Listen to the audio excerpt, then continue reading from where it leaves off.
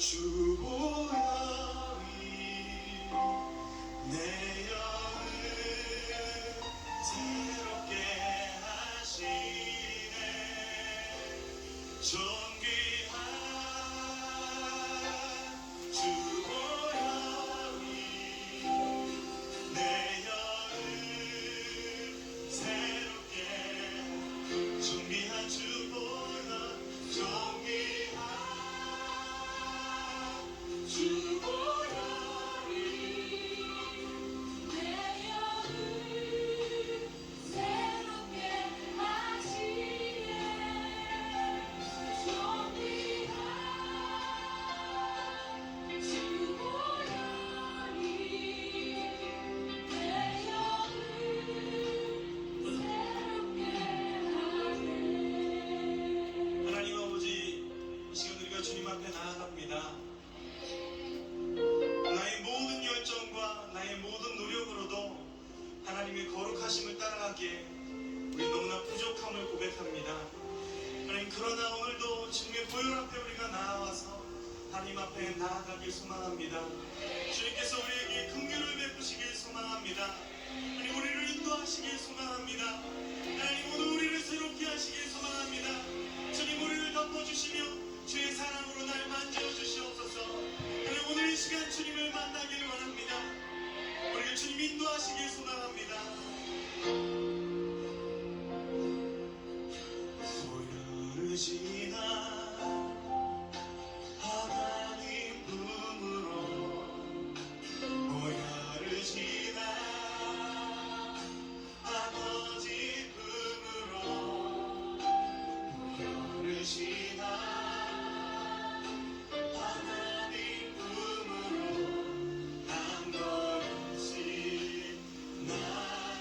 우리 다시 한번 고백할까요? 보혈을 지나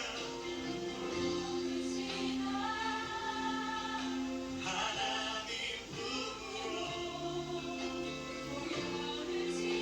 아버지 품으로, 보혈을 지나 하나님 품으로 한 걸음씩 나아가요. 존귀한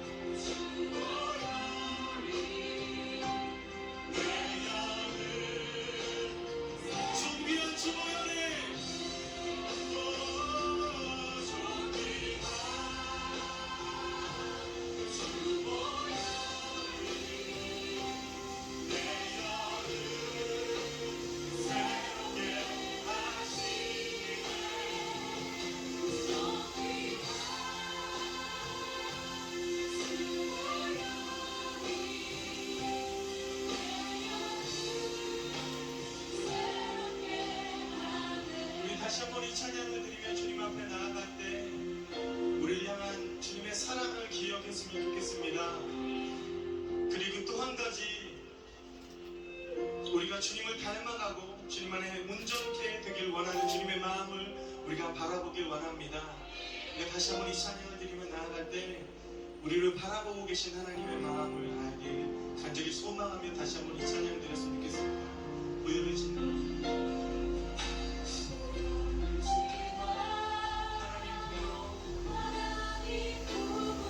보혈을 지나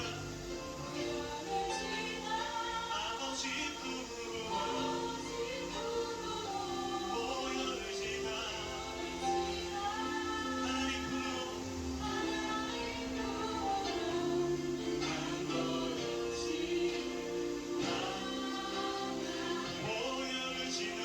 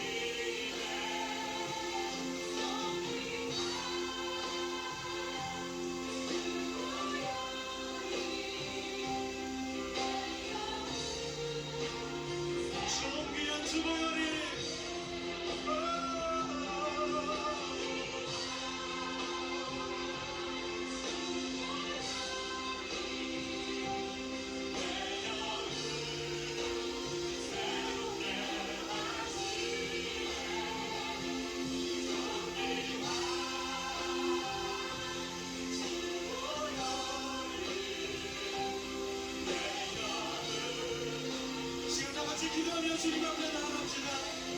오직 주의 보혈로 내가 새롭게 될 수 있음을, 오늘도 내가 주님의 십자가의 앞에서 주님 안에 온전히 될 수 있음을 고백하며 주님 앞에 우리 연약함과 우리 모든 죄악을 고백하며 나아가길 바랍니다. 함께 기도하겠습니다.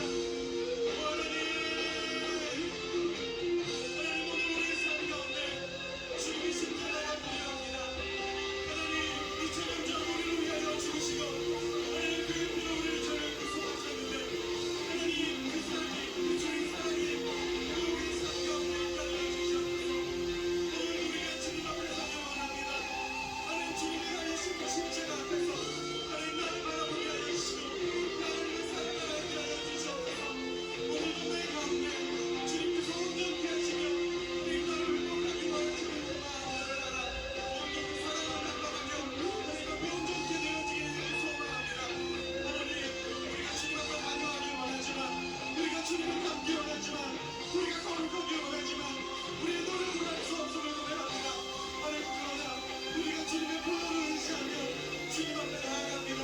주의 보혈로 나를 새롭게 하시고 주의 보혈로 나를 변화시키시고 만져주시옵소서. 하나님 우리가 주의 보혈 앞에서 아무것도 아님을 고백합니다. 주의 사랑으로 날 덮으시고 인도하여 주시옵소서.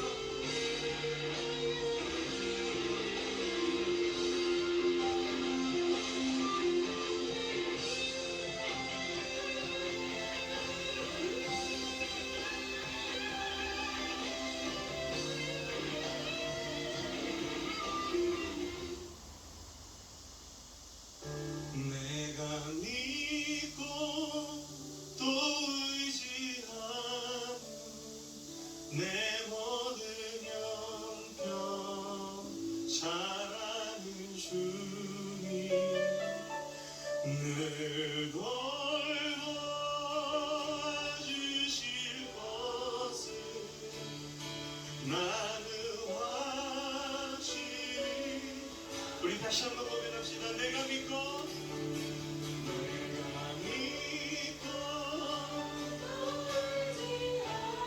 내 모든 형편 잘하는 주님 늘 돌봐주실 것을 나는 확실히 우리 이 찬양의 고백을 제 앞에 드렸으면 좋겠습니다. 하나님의 은혜로 하나님의 은혜로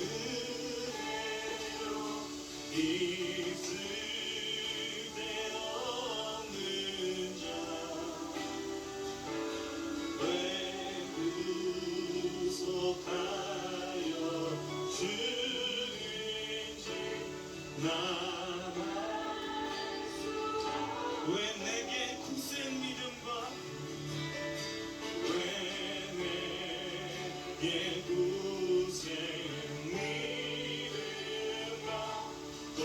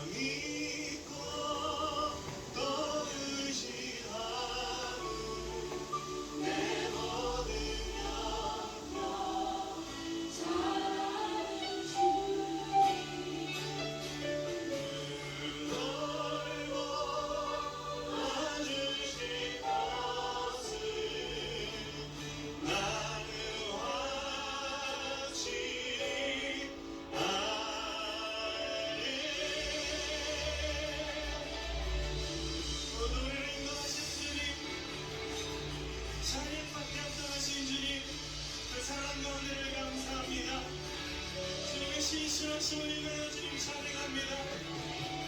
우리 하나님께 다시 한번 감사의 박수, 기쁨의 박수, 영광의 박수 올려드리기 원합니다. 할렐루야.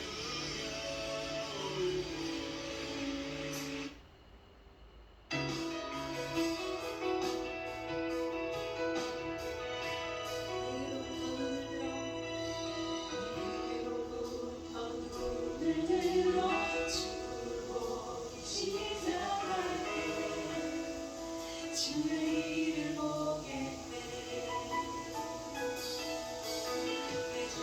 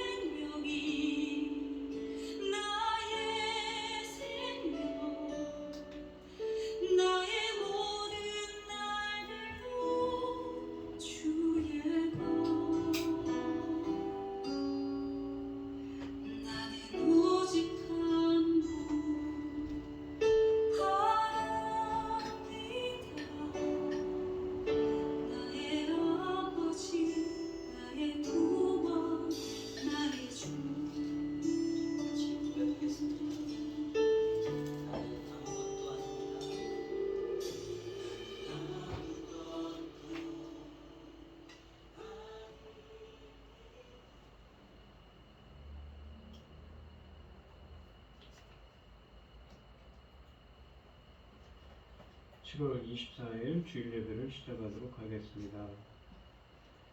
여호와는 나의 목자시니 내게 부족함이 없으리로다. 그가 나를 푸른 풀밭에 누이시며 쉴만한 물가로 인도하시는도다. 내 영혼을 소생시키시고 자기 이름을 위하여 의의 길로 인도하시는도다. 내가 사망의 음침한 골짜기로 다닐지라도 해를 두려워하지 않을 것은 주께서 나와 함께 하심이라. 주의 지팡이와 막대기가 나를 안위하시나이다. 아멘. 참 감사하신 하나님, 저희들을 창세전에 택정하시고 여기까지 인도하여 주셔서 감사를 드립니다. 오늘 예배 가운데 임재하여 주시옵시고 이 예배가 신령과 진정으로 드려지는 예배가 되게 하여 주시옵소서. 이 모든 말씀 거룩하신 예수님 이름으로 기도합니다. 아멘. 찬송가 4장입니다. 성부 성자와 성령 영원히 영광 받으옵소서. 태초로 지금까지 또 길이 영원 무궁 성삼위께 영광.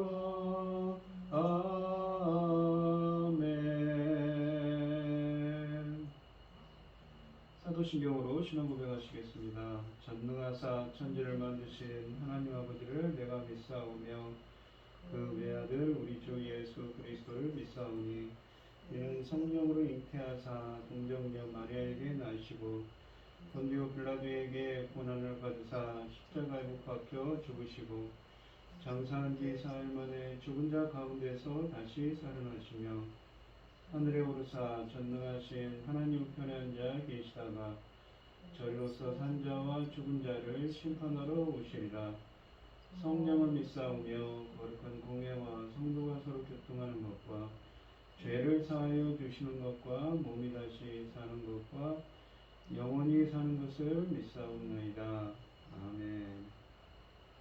교동문 26번입니다.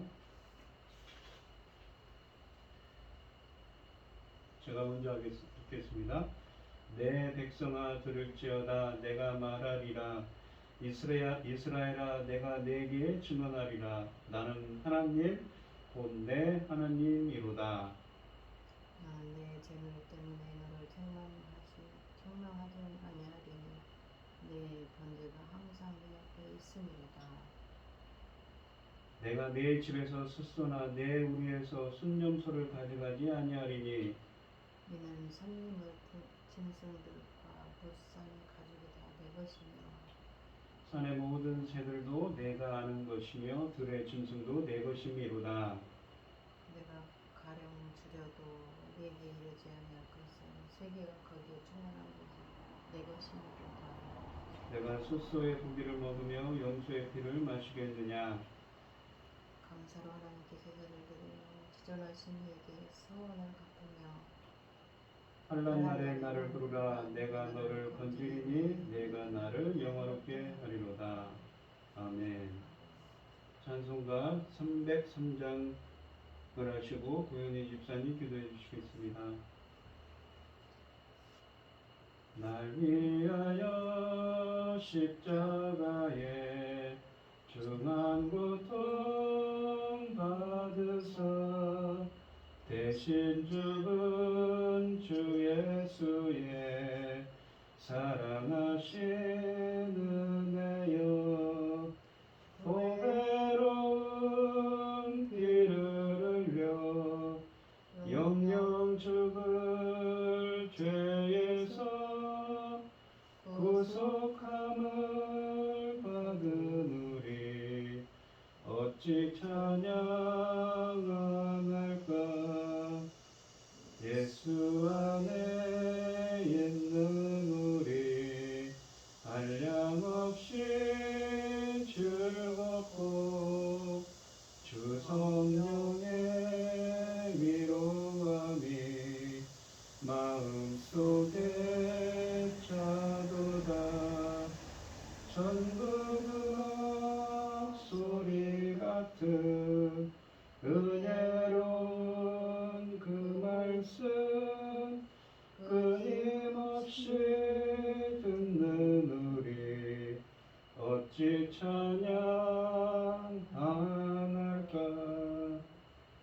세상의 모진 풍파 쉬지 않고 불어도 주님 안에 보호받는 우리 마음 편하다. 늘 깨어서 기도하고 저 천국을 바라며 주님만을 기다리니 어찌 찬양 안 할까. 아멘.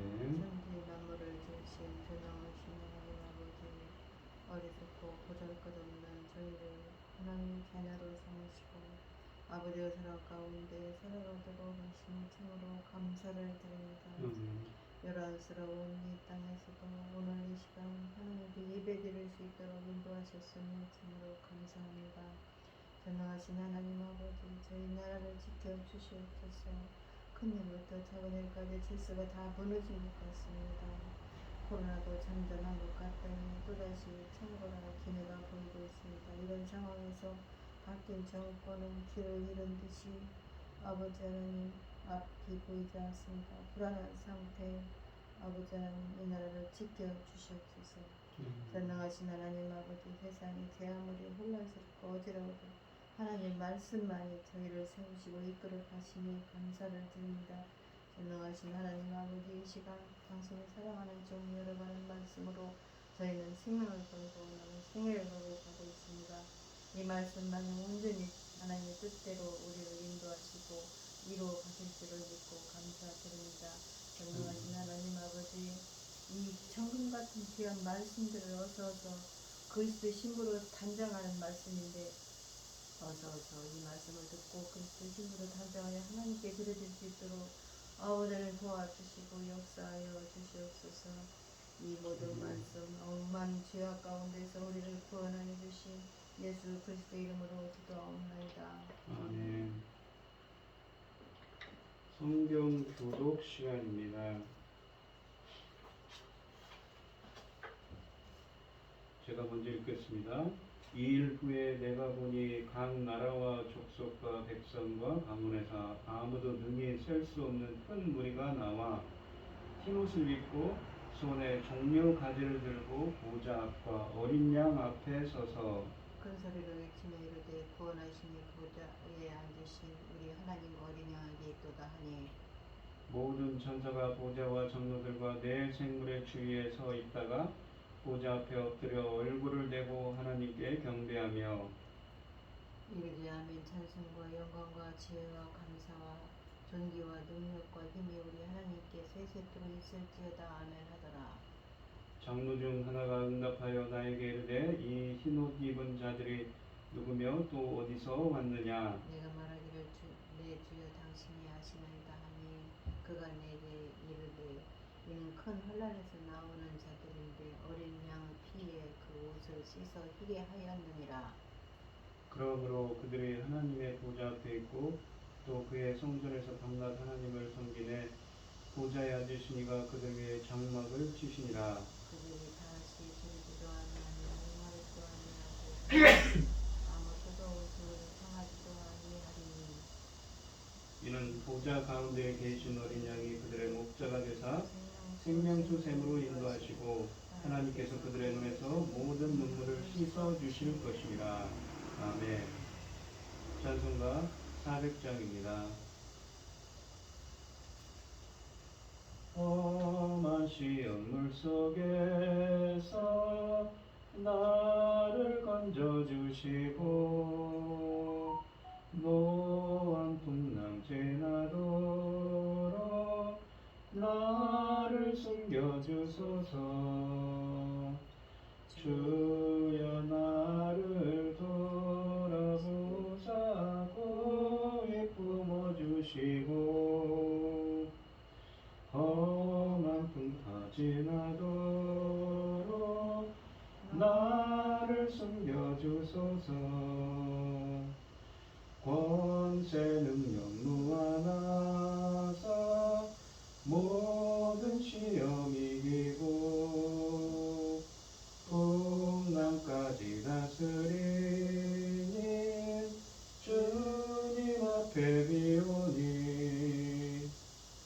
주여 나를 돌아보사 고이 품어주시고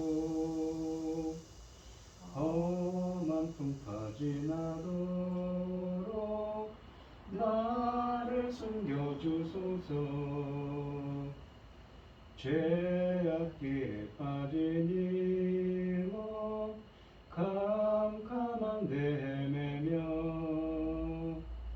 부르짖는 나의 애원 들으소서 내 주여.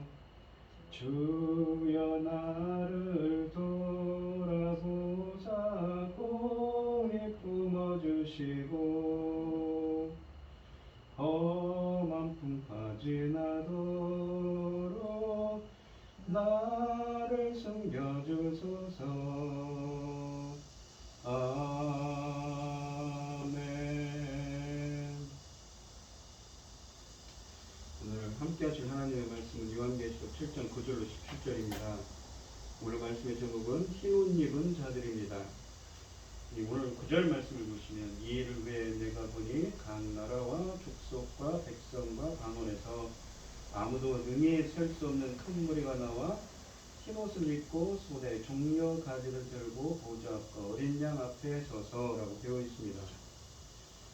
참고로 말씀드리면 이 요한계시록 7장은 이 7번째 인을 떼는 것과 8번째 인을 떼는 것 사이에 있습니다. 그러니까 인을 뗀다는 것은 하나님의 재앙이거든요. 그 사이에 있는 이야기인데 보시면 이 흰옷이라고 되어 있는데 흰옷은 헬라어를 보시면 스톨레라는 예복이라는 말과 류코스라는 빛나는 눈부신다 라는 말이 합쳐진 말입니다.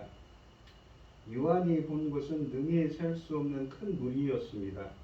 이 능히 셀 수 없는 큰 무리가 누구냐에 대해서도 논란이 있지만 우리는 이들을 이 앞에 그러니까 7장 1절로 8절에 나오는 14만 4천과 동일한 무리로 우리는 보아야 합니다. 이 7장 9절에 나오는 이 무리들이 7장 1절로 8절에 있는 용사들과 동일한 집단이라는 것은 이 9절에 무리라는 이 말이 헬라어로 군대로 번역될 수 있다는 점과 흰옷과 종려나무가 가지가 다른 곳에서 이 군대의 승리와 연결된다는 점에서도 우리는 유추할 수가 있습니다. 또한 9절에서 이 일 후에 내가 보니 라고 되어 있는데 이 환상이 바뀌었음을 주목해야 합니다. 하나님은 요한계시록에서 동일한 내용을 환상을 바꾸어가면서 이렇게도 보여주시고 저렇게도 보여주셨음을 우리는 기억해야 합니다. 구약을 배경으로 하는 셀 수 없는 큰 무리의 의미 그러니까 아무도 능히 셀 수 없는 큰 무리라는 구약의 이 구약적인 배경은 하나님이 아브라함에게 자손에 관하여 약속하신 내용과 관련이 있습니다. 이 내용을 담고 있는 이 구약 본문은 다음과 같습니다. 이 창세기 13장 16절에 보면 하나님께서 아브라함에게 내가 내 자손이 땅에 티끌 같게 하리니 사람이 땅의 티끌을 능히 셀 수 있을진데 내 자손도 세리라 라고 하십니다. 또 창세기 15장 5절에서는 그를 이끌고 밖으로 나가 이르시되 하늘을 우러러 별을 셀 수 있나 보라. 또 그에게 이르시되 내 자손이 이와 같으리라 라고 하시죠. 하늘의 별과 같이 바다의 모래와 같이 많게 내 자손을 그렇게 하시겠다고 이 창세기 보면 여러 말씀에서 말씀하시지요. 하나님은 아브라함에게 자손을 약속하시면서 땅의 티끌처럼 하늘의 별처럼 그리고 바다의 모래처럼 주시겠다고 하십니다. 이러한 표현의 공통점은 이 셀 수 없다는 것입니다. 구약성경에서 아브라함의 자손으로서 하나님의 백성을 셀 수 없는 공동체로 특징 짓고 있음을 알 수가 있습니다. 이러한 특징을 7장 9절에 아무도 능히 셀 수 없는 큰 무리라는 문구가 공유하고 있는 것이지요. 또한 바울은 갈라디아서에서 이 믿음으로 말미암아 의롭게 된 자들을 진정한 아브라함의 영적 자손이라고 규정합니다. 갈라디아서 3장 7절로 9절과 29절 말씀을 보시면 그런즉 믿음으로 말미암은 자들은 아브라함의 자손인 줄 알지어다. 또 하나님이 이방을 믿음으로 말미암아 의로 정하실 것을 하나님이 미리 알고 먼저 아브라함에게 복음을 전하되 모든 이방인이 너로 말미암아 복을 받으리라 하였느니라. 그러므로 믿음으로 말미암은 자는 믿음이 있는 아브라함과 함께 복을 받느니라. 너희가 그리스도의 것이면 곧 아브라함의 자손이요 약속대로 유업을 이을 자니라 라고 되어 있습니다. 이 갈라디아서의 본문들은 구약에서 아브라함에게 하신 자손에 대한 하나님의 약속의 말씀을 신학적 관점에서 어떻게 해석해야 하는지 잘 보여줍니다. 곧 더 이상 혈통적으로 아브라함의 이 피를 이어받은 자들이 아니라 그리스도를 믿음으로 말미암아 의를 지닌 자들이, 의롭게 된 자들이 아브라함의 영적 자손이며 아브라함의 유업을 상속할 자들, 그러니까 하나님 나라의 천국을 상속할 자들, 상속자가 된다는 말이죠. 그렇다면 요한계시록 7장 9절에 아무도 능히 살 수 없는 큰 무리는 1절로 8절에 나온 인치심을 받은 영적 이스라엘 12지파 14만 4천을 이루는 이스라엘 아브라함의 영적 자손이자 하나님 나라의 상속자를 의미한다고 볼 수가 있습니다. 능히 살 수 없는 큰 무리는 여기에서 하나님이 아브라함에게 하신 약속, 곧 모든 민족이 그로 말미암아 복을 받을 것이라 하신 약속이 성취되는 것입니다. 9절에 나오는 흰옷이라는 표현은 우리가 요한계시록 19장에도 나오지만 어린 양의 혼인잔치에 보시면 흰옷은 이 빛나고 깨끗한 세마포를 거기에서 19장에서 언급하는데 이것은 신랑을 위해 잘 준비된 신부의 이미지를 의미합니다. 거기 보면 옳은 행실이라 라는 말이 쓰여있는데 의롭다, 디카이오의 명사형 디카이오마라고 되어 있습니다. 그렇게 의롭게 된 자들에게 흰옷을 입혀주시는 것이죠. 믿음으로 의롭게 된 자들 말입니다. 종려나무는 초막절에 이 마지막 날의 출애굽 구원과 그들을 박해하던 자들을 이기고 승리한 것과 광야 순례길을 가는 동안 큰 환란에서 자신을 지켜주신 하나님의 보호를 또한 기뻐하는 것을 상징합니다. 즉 종려나무는 승리와 기쁨을 상징합니다. 모든 민족과 족속으로부터 온 사람들이 하나님의 보좌와 어린 양 앞에 서 있습니다. 그들은 흰옷을 입었기 때문에 하나님의 임재 앞에 서 있을 수 있는데 이것은 그들이 하나님 앞에서 의롭고 정결하며 승리한 자들이라는 것을 나타냅니다. 따라서 이 6장 17절에서 제기된 질문, 요한계시록 6장 17절에서 제기된 질문, 즉 장차 도래할 하나님의 진노 앞에서 누가 설 수 있겠느냐는 질문에 대해 이렇게 대답할 것입니다. 하나님의 인치심을 받은 14만 4천이 바로 그들이라는 것이지요. 즉 예수님이 예루살렘에 입성하실 때 많은 사람이 종려나무 가지를 들고 호산나라고 외친 요한복음 12장 13절의 말씀이 예수님을 반기고 송축하였던 그 말씀처럼 승리의 기쁨과 찬송을 나타내는 이 종려나무 가지를 손에 든 헤아릴 수 없이 많은 무리가 바로 그들이라는 것입니다.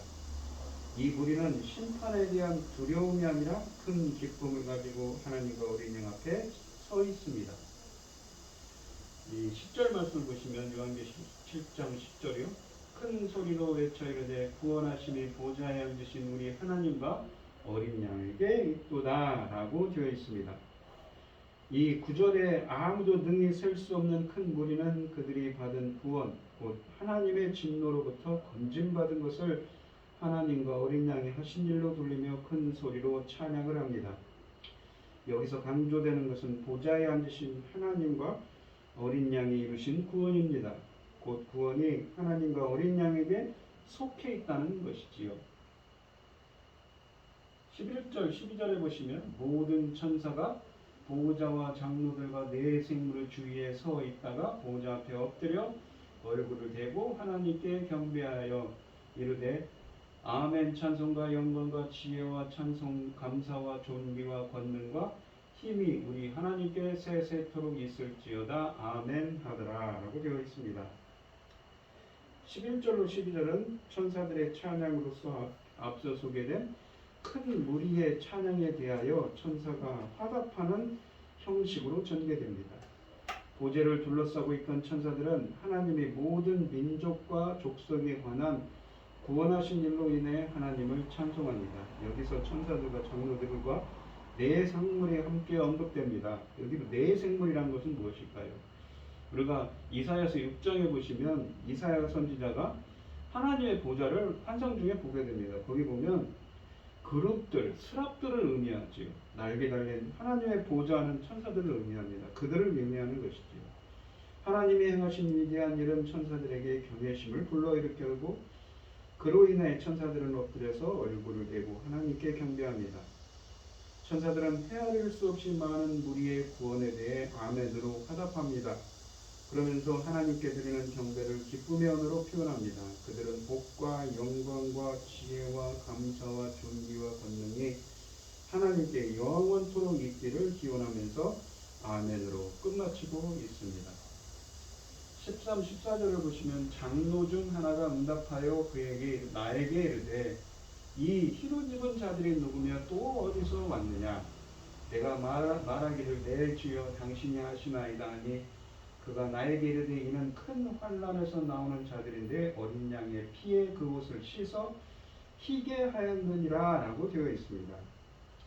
이 희게 하였느니라 라는 말은 뮤카이노라는 헬라어입니다. 이 말은 뮤코스, 아까 흰옷이라고 할 때, 여기 보면 흰옷이라고 할 때 스톨레, 예복과 류코스, 빛나는 눈부신이라고 되어 있는 이 흰옷이라고 되어 있는데 13절에 빛나는 옷인데 그 빛나는 옷에 그 빛나다라는 류코스의 동사형이 루카에오인데 희게 하였느니라가 빛나게 되었다는 것이지요.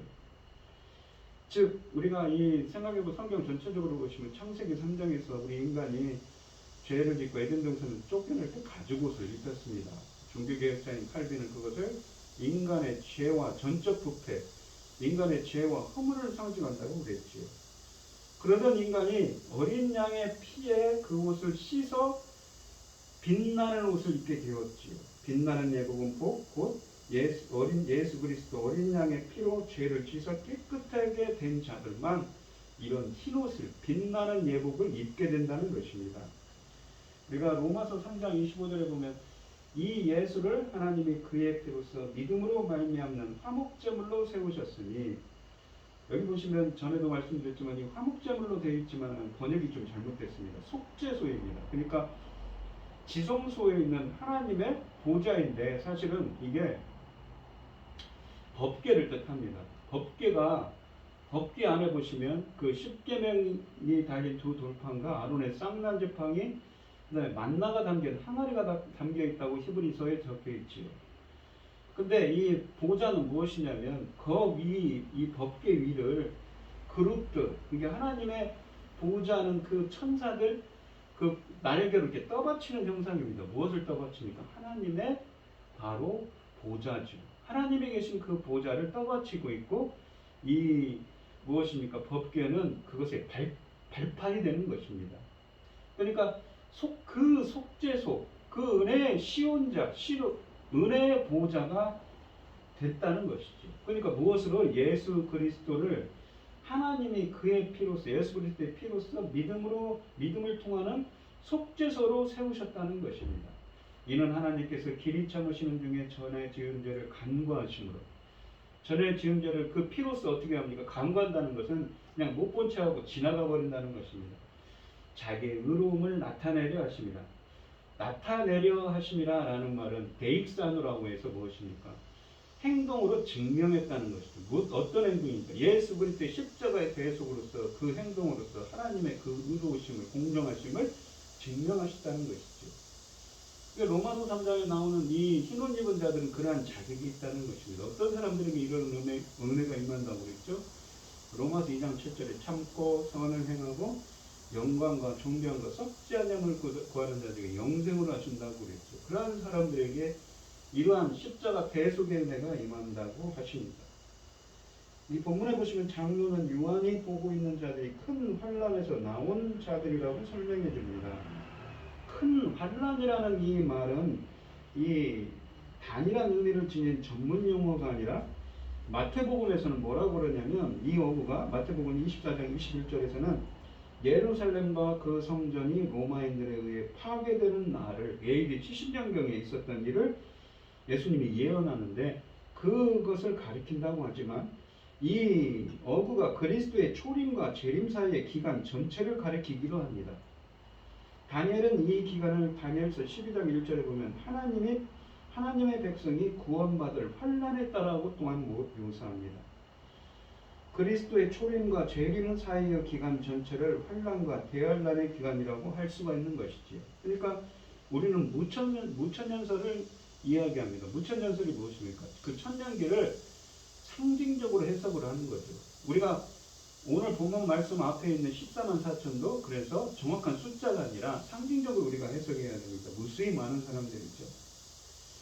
그러니까 그 재림, 그 천년기를 상징적으로 해석한다는 건 이 대환란, 환란기가 언제입니까? 바로 지금이라는 거죠. 우리가 지금 겪고 있고 앞으로 겪을 그 환란들입니다. 그리스도의 재림 이전의 기간 전체를 환란과 대환란의 기간이라고 할 수가 있는 것이지.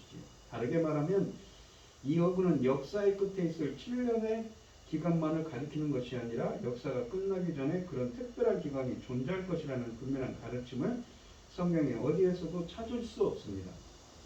요한은 다니엘과 마찬가지로 하나님께 속한 자들이 환난에서 건짐을 받을 것이라고 가르칩니다. 그들이 환난에서 건짐을 받는 것은 그들의 옷이 어린 양의 피로 씻겨 희게 되었기 때문입니다. 이것은 그리스도께서 십자가에 위해서 행하신 사역이 정결하게 하는 사역이었음을 보여줍니다. 구속받은 자들의 옷이 흰 것은 그들이 그 스스로의 힘으로 의롭게 되었기 때문이 아니라 그들의 죄에 대해서 어린 양이 자신을 내주어 속죄하사 그들을 정결케 하셨기 때문인 것이지요. 요한은 이 본문에서 성도들이 흰옷을 입고 있는 근본적인 원인, 그리고 그들이 큰 환난을 감당할 수 있었던 근본적인 원인을 설명합니다. 그들의 구원은 어린 양의 피, 예수 그리스도의 희생제사, 오직 예수 그리스도께로부터 비롯되는 정결하게 하는 능력, 그 권능으로 말미암은 것이지요. 이러한 내용에서 우리 아무도 이 앞에 보시면 지금까지 이야기 내용 중에서 아무도 능히 살 수 없는 큰 무리라는 그 구절 말씀에 있는 그 무리는 어린 양의 피로 구속받고 승리를 쟁취한 어린 양과 하늘 보좌 앞에서 하나님을 경배하는 영적 이스라엘 14만 4천 영적 이스라엘 12지파인 14만 4천 바로 그들 천국 시민들을 의미합니다. 이 15절 말씀을 보시면 그러므로 그들이 하나님의 보좌 앞에 있고 또 그들의 성전에서 밤낮 하나님을 섬기는 보좌에 앉으시니까 그들 위에 장막을 치시니라. 그들 위에 장막을 친다면 에피 위에 스케노 장막을 쳤다는 것입니다.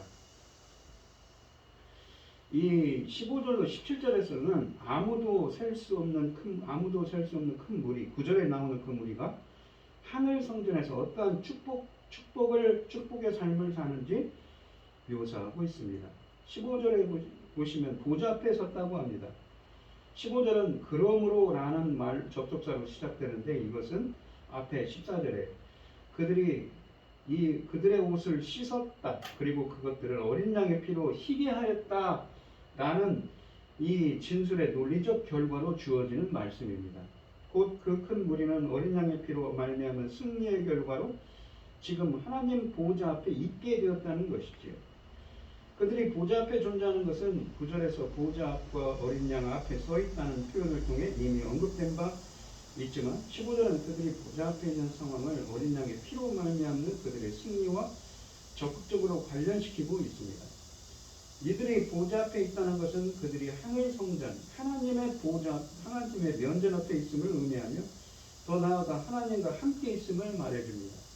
이것은 미래에 이루어질 사건이라기보다는 셀 수 없는 큰 무리에 상징되는 영적 이스라엘 공동체가 하늘에서 현재 그리고 앞으로 경험할 모습을 보여줍니다. 마치 에베소서 1장 20절과 2장 6절에 보시면 그의 능력이 그리스도 안에서 역사하사 죽은 자들 가운데서 우리를 다시 살리시고 하늘에서 자기의 오른편에 앉히셨다라는 표현처럼 주님 내에 계신 그 성전과 함께하는 것입니다. 또한 이 15절 본문에 보시면 하나님을 예배한다는 표현이 있습니다.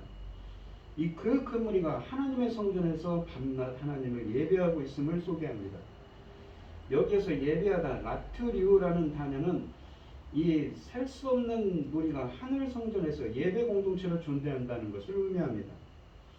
라트리오라는 이 헬라어는 성경에서 매우 자주 나오는 섬김과 예배를 모두 함축하는 표현입니다. 라튜리오는 70인역 성경에서 히브리어 아바드라는 말을 70인역 성경으로 이 번역을 할 때 70번이나 이 사용된 단어입니다. 아바드라는 말은 섬기다라는 말입니다. 그래서 아바드가 인간과 인간관계 사이에서 섬긴다는 의미로 사용될 때 이 라튜리오를 썼는데 이때는 무엇입니까? 바로 종노릇하다. 듀리오라는 헬라어로 번역을 했습니다. 아바드가. 근데 아바드가 하나님과의 관계에서는 구약 성경에서 제의적으로 라튜리오라고 번역을 이 헬라어 성경에서 이 70인역 성경으로 그렇게 번역을 했는데 하나님에 대한 의식적 예배의 경배의 삶 전체를 가리키는 것이죠. 하나님께 예배한다고 할 때 이 라튜리오를 썼다는 것입니다. 70인역 성경에서.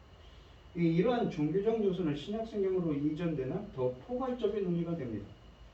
이 제사적인 제의적인 예배를 강조하는 것은 구약 성경에서 나타나듯이 신약에서도 강조점이 우리가 로마서 12장 1절에 보시면 너희 몸을 하나님의 기뻐하시는 거룩하신 상제물로 드리라. 이는 너희가 드릴 영적 예배니라 라는 말씀처럼 본문에 하나님 보호자 앞에서 하나님의 임재 앞에서 경배하는 예배로 하나님께 영광 돌리는 것이 라는 것이지. 그렇게 신약에서는 그 구약의 개념들이 신약으로 확장이 됐다는 것입니다. 그러니까 마치 그 로마서 12장 1절의 말씀처럼 지금 14만 4천 이스라엘 영적 이스라엘 12지파를 이루는 그 무수히 셀 수 없는 그 허다한 무리들이 하나님의 보호자 앞에서 경배를 드리는 모습입니다. 예배를 드리는 모습이죠. 요한계시록에서는 이 관념이 그리스도가 그의 아버지 하나님을 위하여 우리를 나라와 제사장으로 삼으신 요한계시록 1장 6절의 특징과 관계되어 있습니다. 성도들의 제사장 직분이라는 이 주제는 본문에서도 중심인 것이지. 하지만 본문에서 우리는 성도들의 절정의 이 제사장 활동, 곧 성도들의 영혼 속에서 밤낮으로 하나님을 경배하고 있는 모습을 보게 됩니다. 밤낮이라는 표현은 그들의 행위가 끊임없이 계속적으로 계속되고 있음을 시사합니다.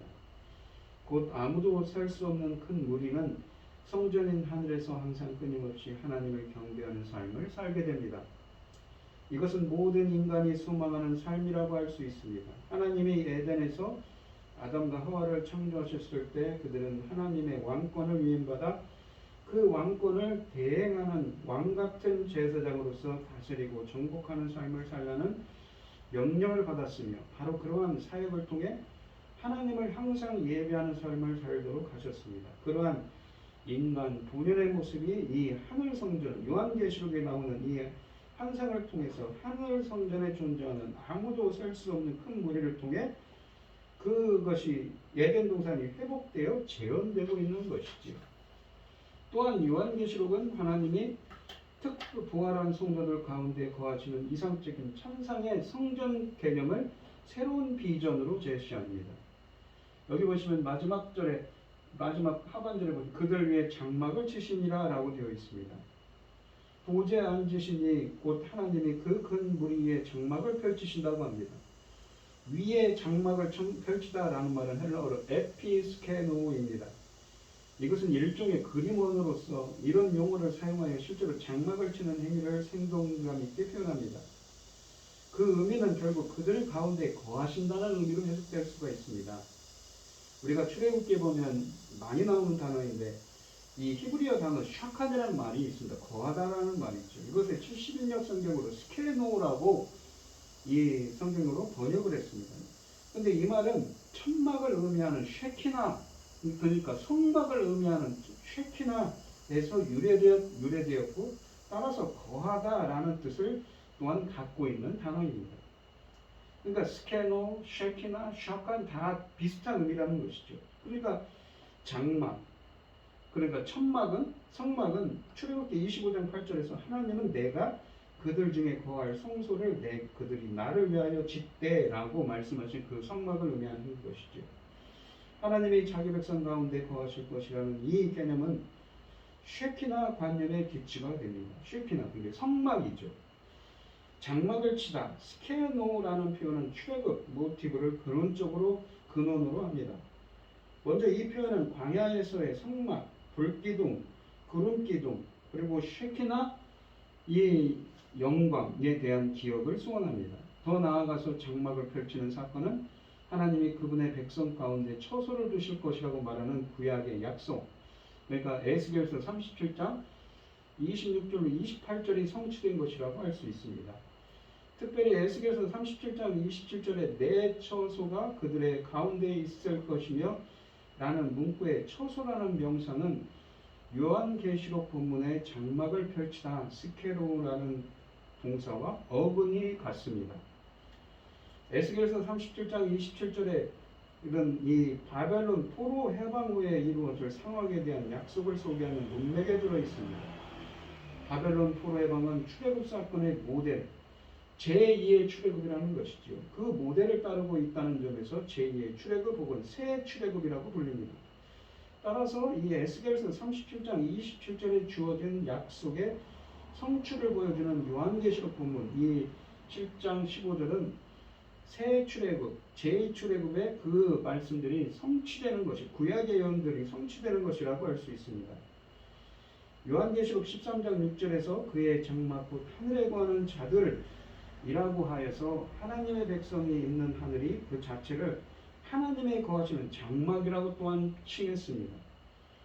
이렇게 볼 때 하늘, 그분이 계신 장막은 바로 새 출애굽의 약속이 성취되는 하나님의 임재하시는 곳, 그 영광이 충만한 그 하늘나라를 의미하는 것이지요. 이 요한복음 11장 14절도 요한계시록 본문과 동일하게 장막을 펼치다 이 스케노세 낸 해민이라는 말이 쓰여져 있습니다. 구약의 약속에 대한 종말론적인 성취의 또 다른 그 표현을 보여줍니다. 이 요한복음 1장 14절은 하나님 예수님의 성육신과 관련되어 있습니다. 그 성육하신 예수님이 성육신을 통하여 이 땅에 오셨고 우리 안에 또한 스케노세 낸 회민 장막을 치셨다는 천막을 성전을 세우시고 하늘과 땅이 통하도록 하셨다는 말씀입니다. 주님이 장막을 채우시고 결국 이 요한계시록 말씀처럼 그렇게 우리와 함께 있다는 것이죠. 예수님은 십자가에 죽으시고 부활 승천하셔서 하늘문을 여셨다고 계시록 4장 1절에 쓰여져 있는데 이제 하늘성전 7장에 와서는 하늘성전이 하나님의 백성들을 거하게 하심으로써 그들 가운데 하나님의 임재를 충만하게 하시는 것을 가능하게 하셨습니다. 예수님의 이 성육신, 십자가 대속, 부활 승천을 통해 하나님이 이 땅에 장막을 치신 사건은 하나님의 백성들로 하여금 하늘에 거하여 하나님의 장막 치심을 경험할 수 있는, 그러니까 주님의 임재를, 주님과 함께함을, 이 주님의 임재를 경험할 수 있는 것을 가능케 한 것이라는 것이지요. 이러한 과정의 결과가 바로 15절 하반절에서 하늘 성전 가운데 장막을 펼치시는 모습으로 나타난 것입니다. 그러므로 장막을 펼치셨다는 것은 하나님의 임재를 의미하는 것으로서 이것은 이 미래형으로 되어 있지만 지금 이루어지고 앞으로 이루어질 사건이라는 이야기입니다. 정리하면 전체적으로 장막을 펼치시다라는 스케노라는 이 묘사는 출애굽 사건을 연상시키는 성막, 성전 모티브를 함축하며 에스겔서를 비롯한 선지서 등에서 예언된 새 언약의 표징으로서 이 새 출애굽, 그러니까 그 출애굽 모티브를 제2출애굽을 의미하는 하나님의 임재를 나타내는 성소의 존재와 그것을 하나님의 백성과 함께 하시겠다는 약속을 배경으로 합니다. 이것은 바로 예수님의 성육신과 십자가에서 죽으시고 부활하시고 승천하심으로써 말미암아 하나님의 백성이 예수님과 함께 현재 하늘에 거할 수 있는 환경이 확고하게 주어지게 되었다는 것이지요. 결국 그 큰 무리가 하늘에 존재하는 것은 출애굽 모티브의 성취라고 할 수가 있습니다. 7장 16절에 보시면 그들이 다시는 줄이지도 아니하고 목마르지도 아니하고 해나 아무 뜨거운 기운에 상하지도 아니하리라 라고 하십니다. 이어지는 16, 17절에서 이 출애굽 모티브가 어떻게 지속되는지를 살펴볼 필요가 있습니다. 16절에서 그들의 굶주리지 않는 모습을 보게 됩니다. 구약을 배경으로 했을 때 이 새 출애굽 모티브는 이사야서 49장 10절을 배경으로 합니다.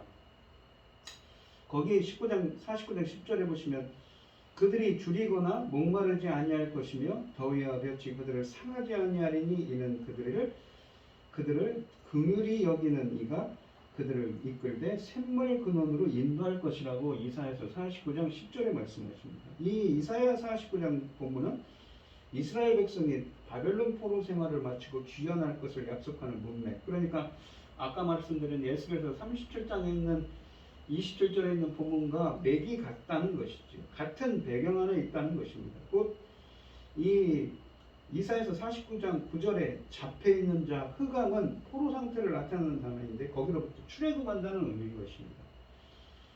마치 우리가 이 에베소서 1장 2절에 보시면 공중 권세 잡은 자 안에 있었으나 예수 그리스도 안으로 들어오는 것처럼 말입니다.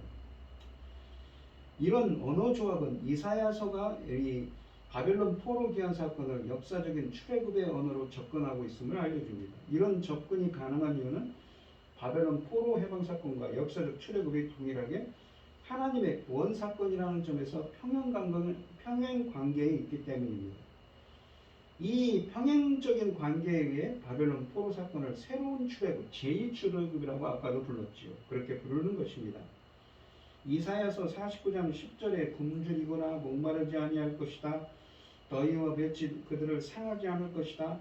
샘물 근원으로 인도할 것이다 같은 표현들은 출애굽의 광야 여행의 정황을 생생하게 반영합니다. 그런 광야 여행은 이러한 광야 여행의 정황은 역사적인 출애굽 사건에서 이스라엘이 이미 경험한 바 있었던 것입니다. 이제 하나님의 심판으로 말미암아 바벨론으로 쫓겨간 이스라엘 백성들은 다시 하나님의 긍휼을 힘입어 그 바벨론으로부터 회복되어 가나안 땅으로 오게 될 것입니다. 이사야서의 이 말씀이 그것을 묘사하고 있습니다. 그러므로 바벨론 포로 귀환은 이사야를 비롯한 모든 선지자들에게 있어서 하나님의 구속을 체험하는 종말론적 사건이었죠.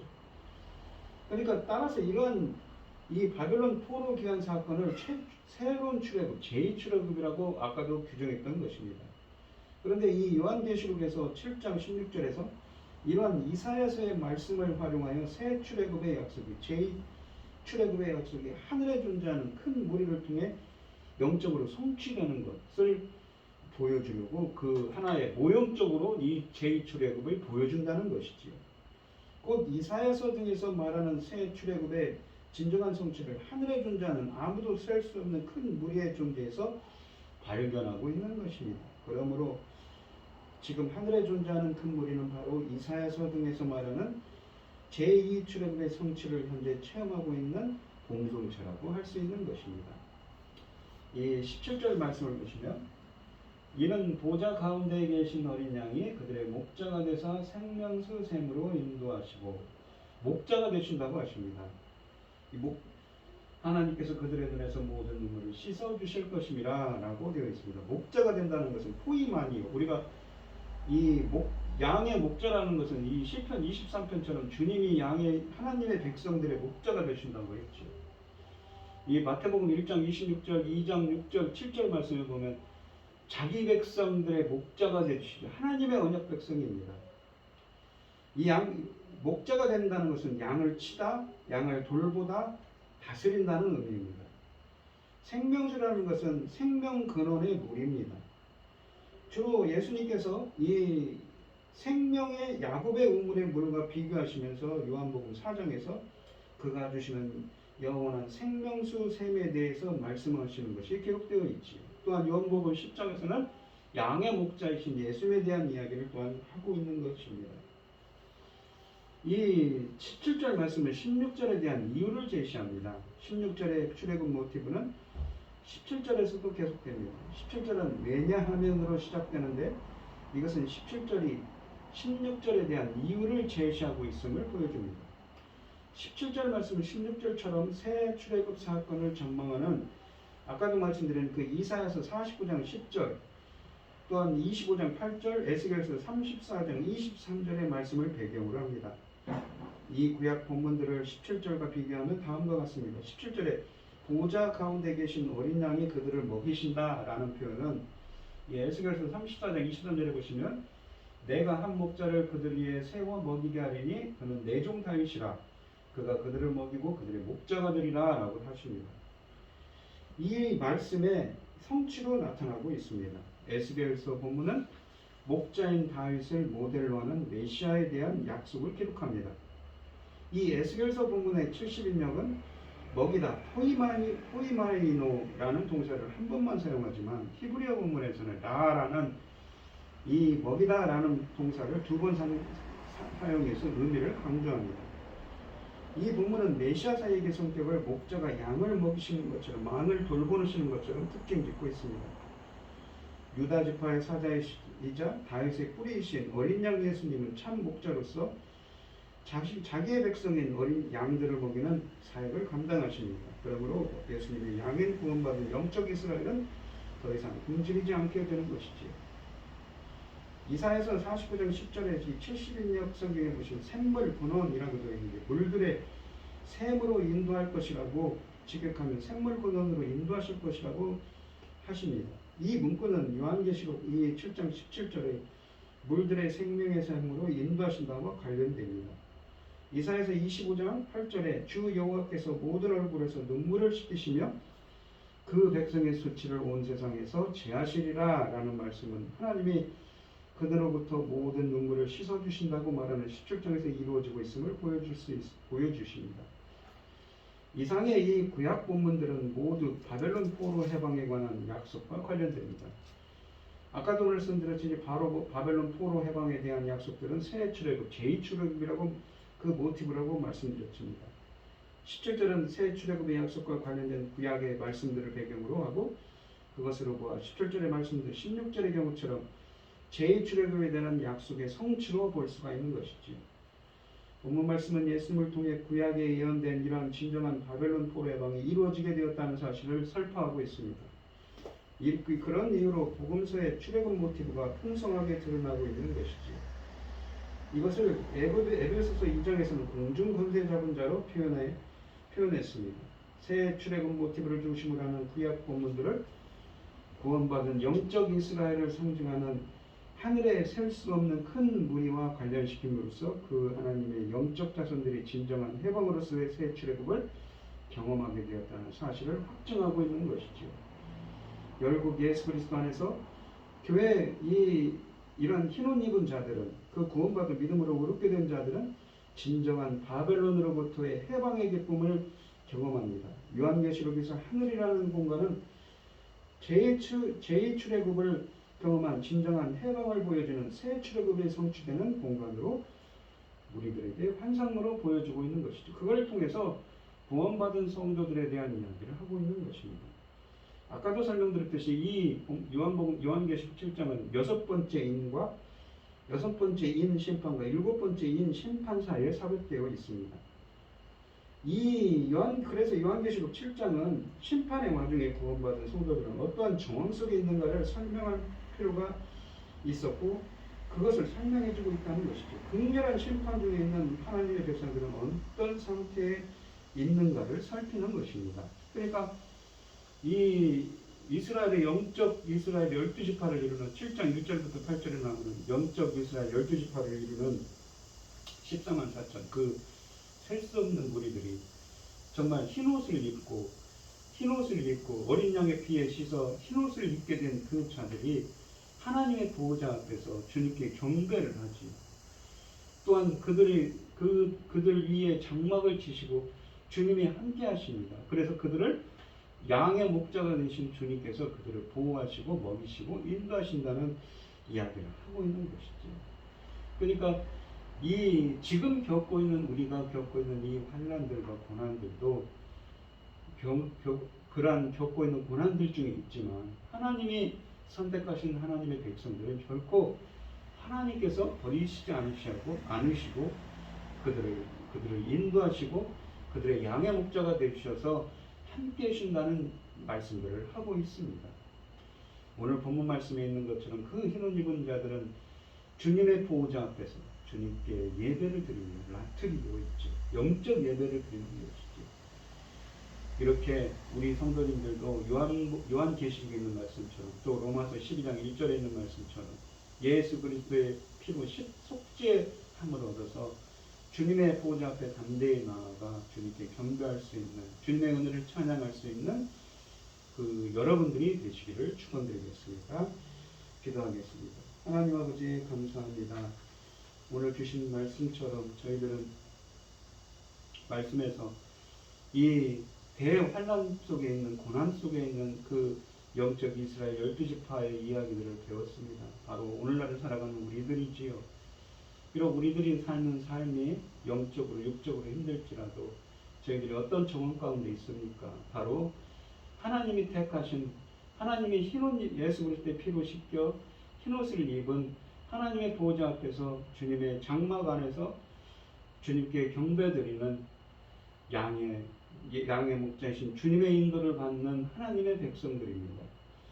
저희들이 항상 이 본문에 있는 말씀처럼 주님의 은혜 보호자 앞에 예수 그리스도의 피를 흘려 담대히 나아가 주님께 경배드릴 수 있는 자들이 될 수 있도록 이렇게 이루어질 수 있도록 저희들을 인도하시고 함께하여 주시옵소서. 이 모든 말씀 거룩하신 예수 그리스도의 이름으로 기도드리옵나이다. 아멘. 찬송가 359장입니다.